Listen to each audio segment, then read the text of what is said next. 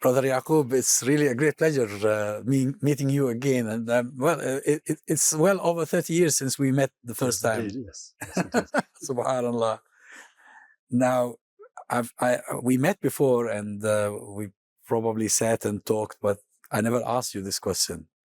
Go ahead. What was your journey to Islam like? How did you make that journey? Well, I always say to people that, I'll describe it in detail, but I always say to people, Allah said, here's Islam, take it or leave it, and then he made me take it. Sahih? Al-Hidayah. Yes. Yeah. But in detail, I was living in Earl's Court in the west of London, and it was a house full of bedsits, so everybody just had one room. And I had a friend downstairs from me, and there was a couple who lived up at the top of the house. Around when was that? 1971, this would have been. So I was 18, I was doing my A-levels at the time. Then there was a couple upstairs.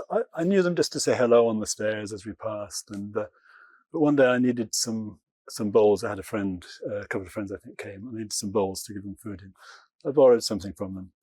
And when I gave it back, I said, I heard you became Muslim. They had become Muslim quite recently at that time.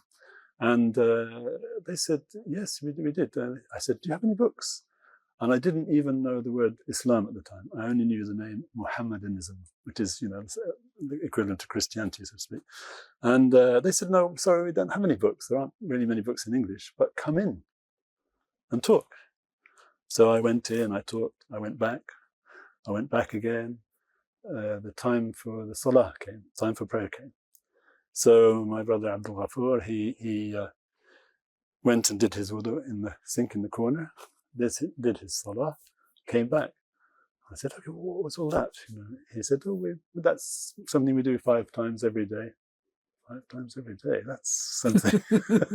So that impressed me. Was he an Englishman also? He's an Englishman, yes. He's still alive, alhamdulillah. So that impressed me. Then obviously the idea of one God makes perfect sense, and that I had no problem with at all. That made a lot more sense to me than anything else. Then over the years, I think, well, not over the years, but probably in a couple of years' time, I came across a Shama'il al-Muhammadiyya. So by this time I was Muslim, but I didn't feel I'd got the whole picture. When you read... So you embraced Islam already? Sorry, I missed a bit out there. So after 6 months, because I was doing A-levels, my mind it was all about study. So I was studying Islam. I wasn't thinking of being a Muslim, I was just studying What Islam. did you do for your A-levels? I did physics, maths, so something very different. But, I like reading. I've always liked reading. So I read a lot.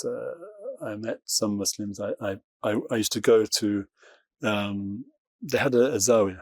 So they were a Sufi, from a Sufi tariqah, and they had a zawiya in Paddington, near Paddington. So I used to go there. I would sit, I would watch the prayer. I think by the time I became Muslim, which was 6 months after I met Abdul Ghaffur, I already had memorized the Fatiha, just because I heard it so many times. And strangely enough, I was learning Farsi with a Persian brother, an Iranian brother, because that was what I had available. And I was reading the Mathnawi of Maulana Rumi. And so that was So instead of learning Arabic, you were I was learning Farsi. But the good thing is that when I did become Muslim 6 months later, I had the letters and the reading, because there's no difference in the... True, same letters. So I switched to Arabic. So 6 months later, roughly, it just came to me that you can't study a religion, you can only practice a religion. So I said to them, what do I do to be Muslim? Easy, shahada, please go and have a bath first if you don't mind, etc. But it would seem to me that it was easy for you. I mean, you didn't seem to have any prejudices. Well, another thing that I do say, and I thank Allah for, is the fact that my parents were not people who ever talked about other races, other religions, political parties. They never disparaged other people. It wasn't in their vocabulary to be talking about other people. So I never grew up thinking ill of any group. And I think that did help. I mean, it was something Allah gave me to... Which denomination were you? I was Church of England. My mother wasn't. She was Christian Scientist. But I was Church of England, yes. Strangely. Now, the couple of people who with whom you started those conversations about Islam, what attracted you to them? The thing I think that, and obviously we talked a lot and stuff, but the thing that really attracted me was definitely behavior. So I felt that they were 100% with me. They weren't sort of looking here and thinking there, and they weren't just talking to me for the sake of talking. Just like the Prophet ﷺ, it said of him, لَمَّا الْتَفَتَ الْتَفَتَ جَمِيعًا. So he was completely with whoever he was speaking to. He was completely with, and that's how He gives you a sense of importance. Not just importance, but concern, and also presence. Because in this day and age, most people are not present. They're not mentally present. And nowadays they call it mindfulness, but they're not mentally and spiritually present. They're just all over the place, wondering this, that, and the other. Now, the way you described your family gives me the impression that you didn't have any problems after you converted to Islam with them. It's true. They saw a change for the better in me, and they saw me, visiting them more regularly. And my parents, in my childhood, had never been people who spoke ill of other people. They didn't speak ill of other religions, other races, other political parties, or whatever. They didn't. There was no disparagement in their conversation. So they did not object. They didn't object. Alhamdulillah, no. Any of them eventually showed interest? No, sadly. No. So, the only one of my family, my close family that's alive, is my sister. We see each other a lot. I visit her in Somerset when I get a chance. We're in regular contact, but no, sadly, she's not interested. And the same is true of my cousin, who's my only other relative that I'm very close to. Now, you were quite young, actually. You're talking about the age of A-level, so yes. Probably when you converted to Islam, you were less than 20 years old? I was 18. Just 18? Did you have any friends? I had friends. I was a hippie, so I had yeah, many friends. Many friends from that generation and that type of people. Yes. And sadly, I think I've lost contact with all of them. I would have liked to have remained in contact so that I could at least they could see Islam working. But it's a completely different life. Yes, it is a different life. Yes.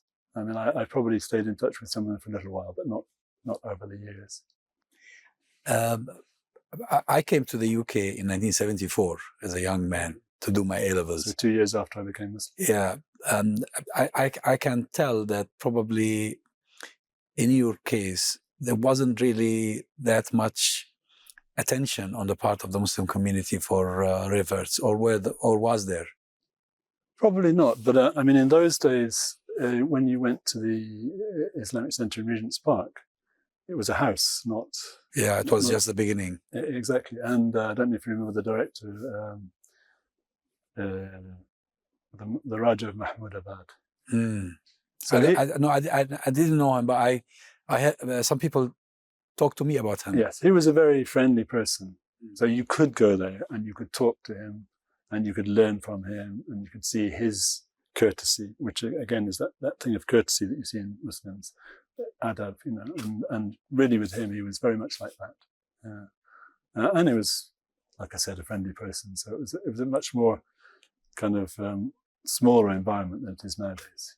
But you had your own Sufi community, right? Yes. You became part of them. Yes, absolutely. I became Muslim without knowing about tasawwuf at all.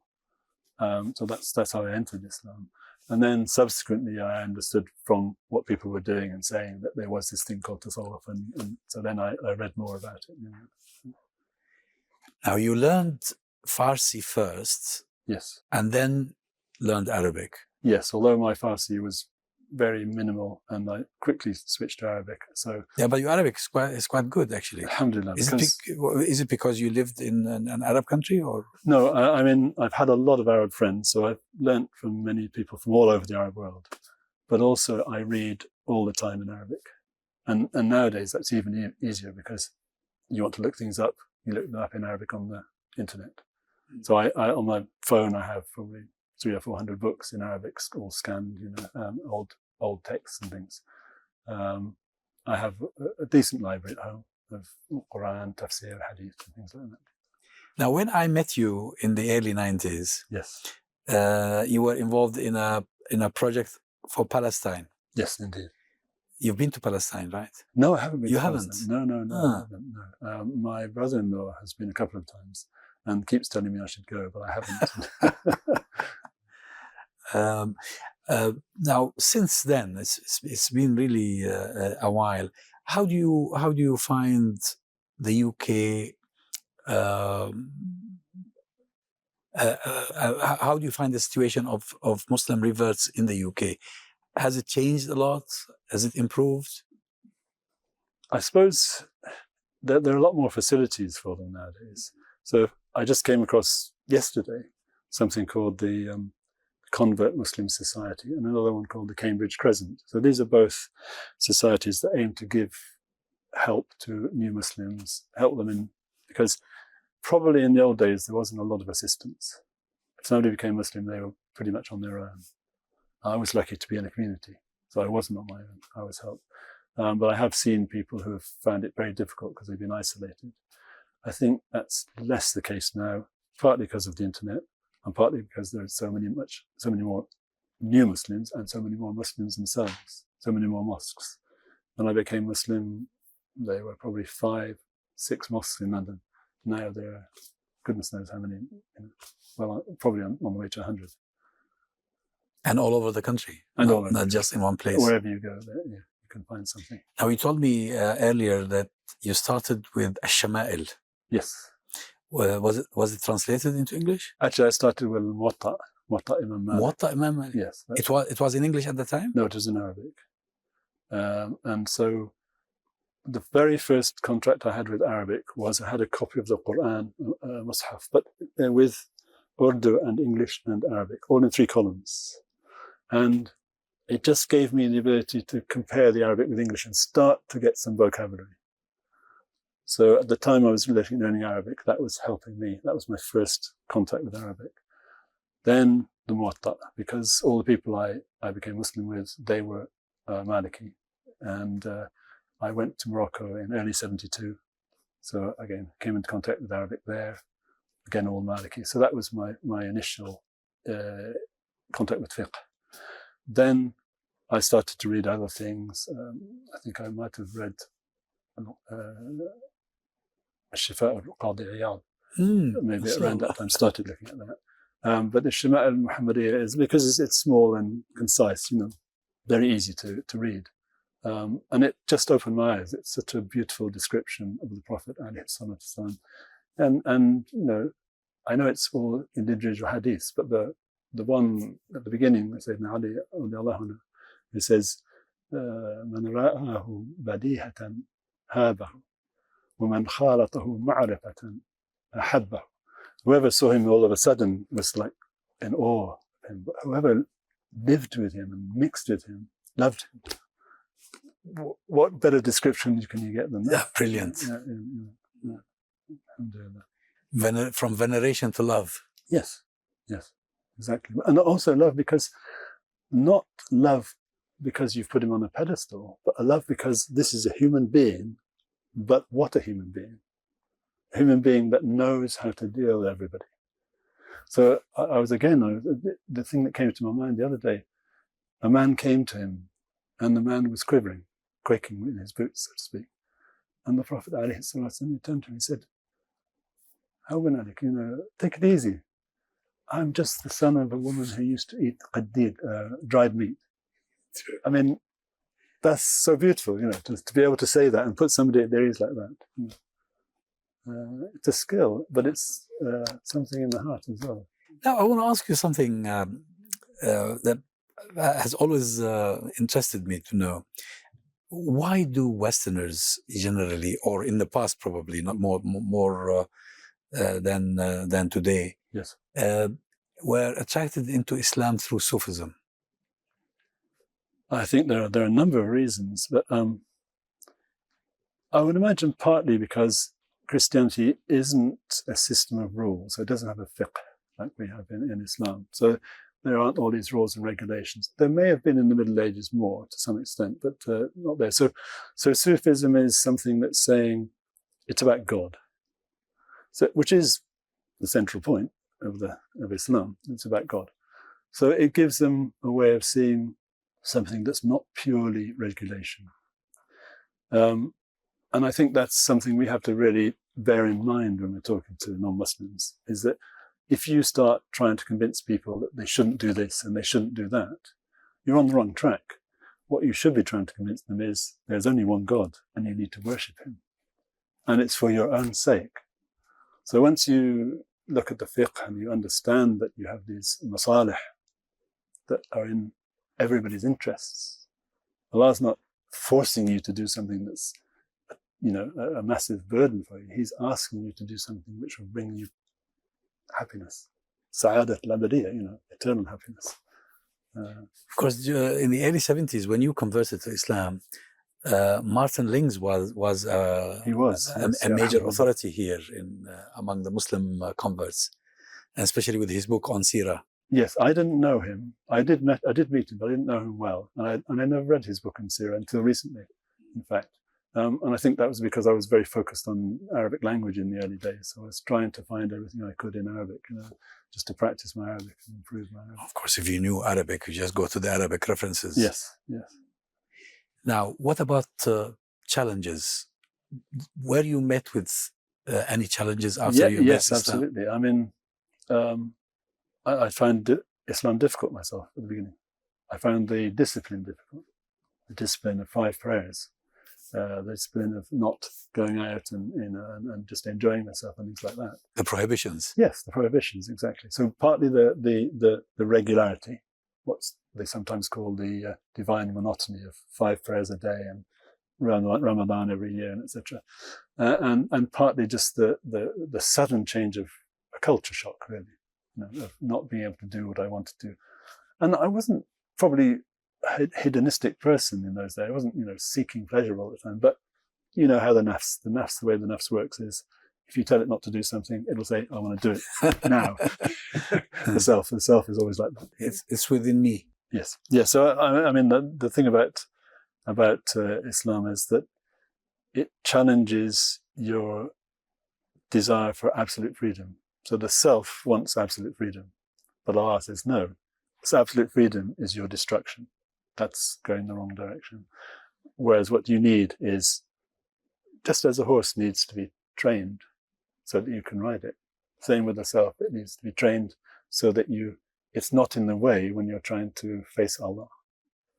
Although it begins with freedom, because it's the freedom of choice that enables us to make a decision whether we want to become Muslim or not. Absolutely. But then once you accept it, you commit. Yes. You have to commit. Yes, precisely. I mean, I was listening to somebody talking yesterday about this issue and saying how, with qadr, with destiny, Allah has written everything, but you do what you do by your choice. Subhanallah. Yeah. So that's really true. And there's a dua of the Prophet ﷺ, which I think also I always bear in mind. 8 things we ask Allah for protection from. 6 are within us, 2 are outside. اللهم إني أعوذ بك من الهم والحزن وأعوذ بك من العجز والكسل وأعوذ بك من الجبن والبخل. 6 things within us. وأعوذ بك من غلبة الدين وقهر الرجال. 2 things outside of us, which tells us where the struggle is. So in Islam, there's always been external struggle, but there's always that internal struggle as well, which is daily. Every day, we have to not get angry with people who annoy us. We have to not get upset about this, not be continuously disputing with people, not continuously worrying about what other people are doing. We have our hisab about our actions, not about them. We advise, we help, we discuss, but not negative. We're positive people. Muslims are positive people. Now, the time, it's been 50 years since you became a Muslim. Throughout those 50 years, do you see people in the West, in Britain here, becoming more knowledgeable about Islam? Absolutely. Despite all the challenges? Absolutely, yes. Yeah. And I think even though inevitably in the media, bad news sells. Yes. So the media are going to talk about terrorism and such things in respect of Muslims. But there's a lot more on the internet now, on YouTube, on BBC, on media websites about Islam, which is much more balanced. If you look, you can find a lot more balanced stuff about Islam. But of course, if you look with the eye of disapproval, you're going to find stuff about terrorism and this and that. But if you look with the eye of interest, you find plenty about Islam and a lot more balanced. Alhamdulillah. But would you agree with me when I say that it seems to me that Muslim reverts are not in the public that much compared to people who are born Muslim and who constitute part of the community here, as if they shy away from being in the public eye? Well, that's part of the English character. is what they call reserved. You don't want to be blowing your own trumpet, as they say, or you don't want to be in the public eye. You don't want to be.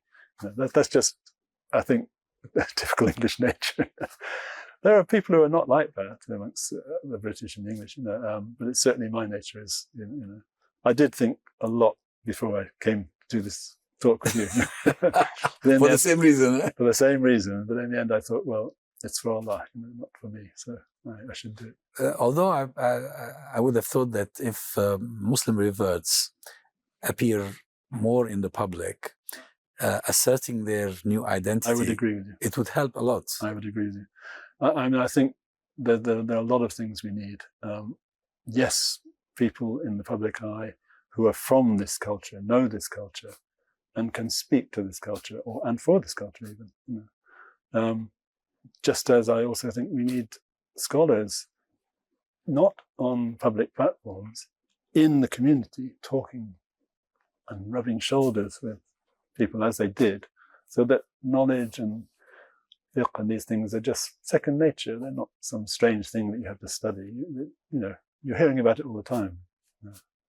And I'm probably biased because I love fiqh.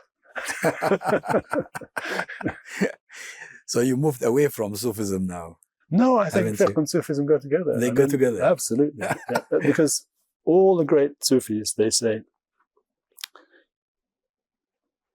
different ways of saying it, but they say, إنما الكرامة هي الاستقامة.